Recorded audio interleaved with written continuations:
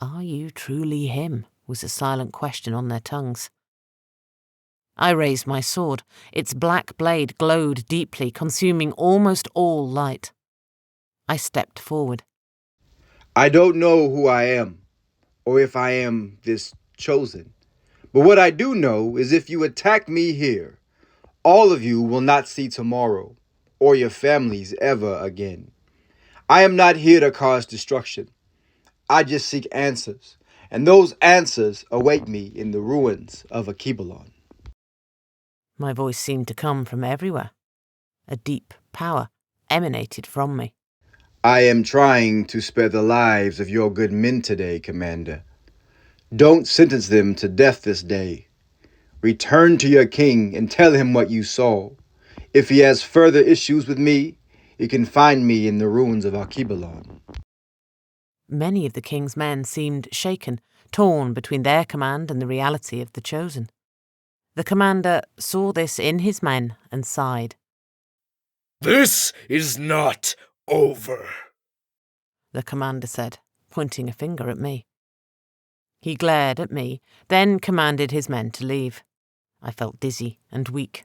I did not understand what had happened. I held this power for as long as I could. I watched the soldiers vanish in the distance, then fell exhausted to the dirt road. Chosen, the guard said, worry in her voice.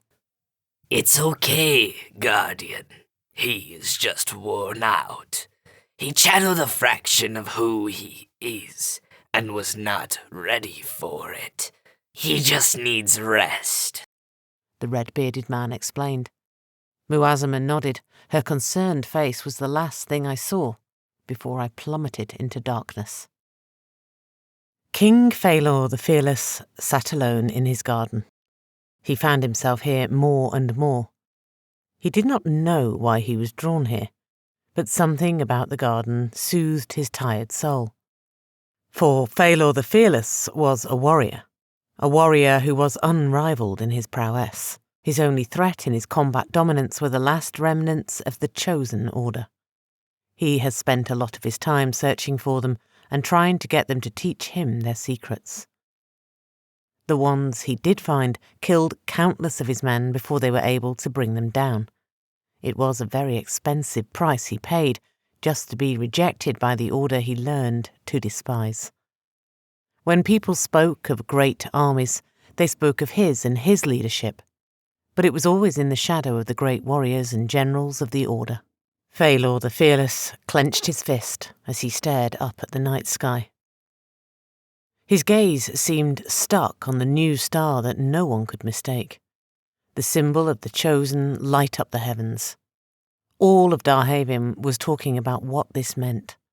Many were scared, others were excited. All he knew was he had to stop them or get this chosen one to teach him the secrets of his order, to make him as powerful as one of his guardians. If the chosen wanted war, he would get it. The world was not as vulnerable as it once was. The order was all but eradicated. Only a few knights remained, and they were either in hiding or mercenaries. It's strange even the ones that became sell swords would not sell their secrets for any amount of gold.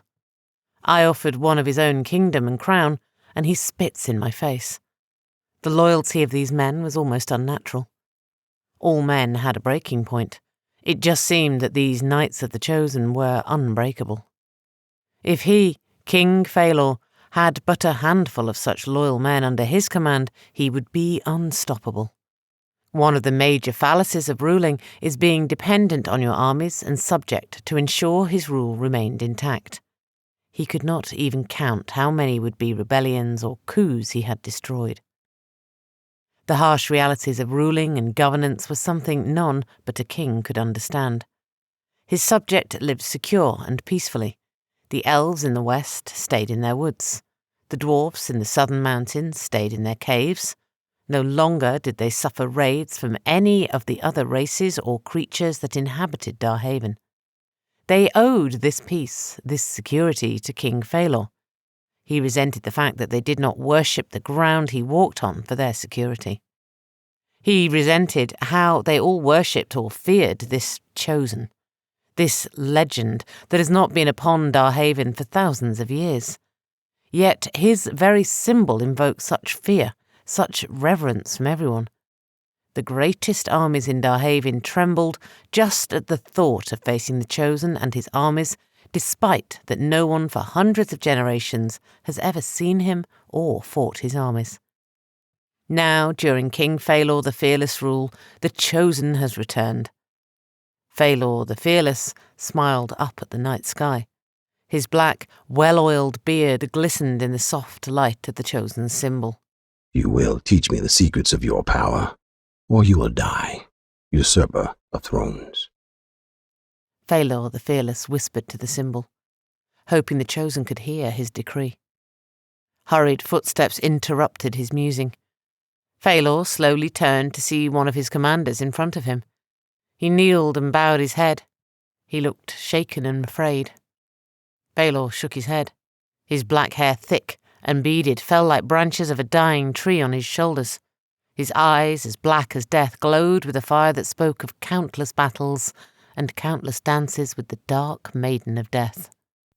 Sire, the commander said, his voice shaking. Faylor could smell the fear emanating from him. Was it fear of him, or of what he had encountered? Faylor wondered. Faylor the Fearless motioned for the commander to stand. we encountered the Chosen, sire, the commander said as he stood. Faylor smiled. Tell me about this Chosen. The Fearless commanded softly. He was powerful, my liege. His very presence was like standing in front of a living god. His voice came from everywhere when he spoke, the commander said. His face was lit up in awe as he remembered. This angered Faylor the Fearless.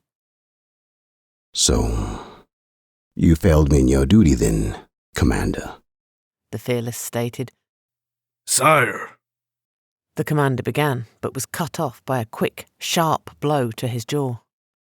The commander fell back and knelt. Faylor the Fearless stood in front of his commander, his blade drawn. Faylor savoured the fresh stench of fear that came from the commander. He inhaled deeply and raised his sword to end this coward. Father, he heard his daughter's voice. Faylor paused a moment. Why are you not in your chambers? He said softly. To any other than the princess, his tone would have been dangerous. Zainab knew her father was a lot of things, but his love for her trumped all else in his life. Faylor, despite his cruelty, was like any other father in this sense. His daughter held his heart and seemed to always get her way with him.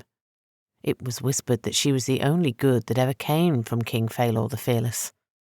She maintained the balance in his kingdom.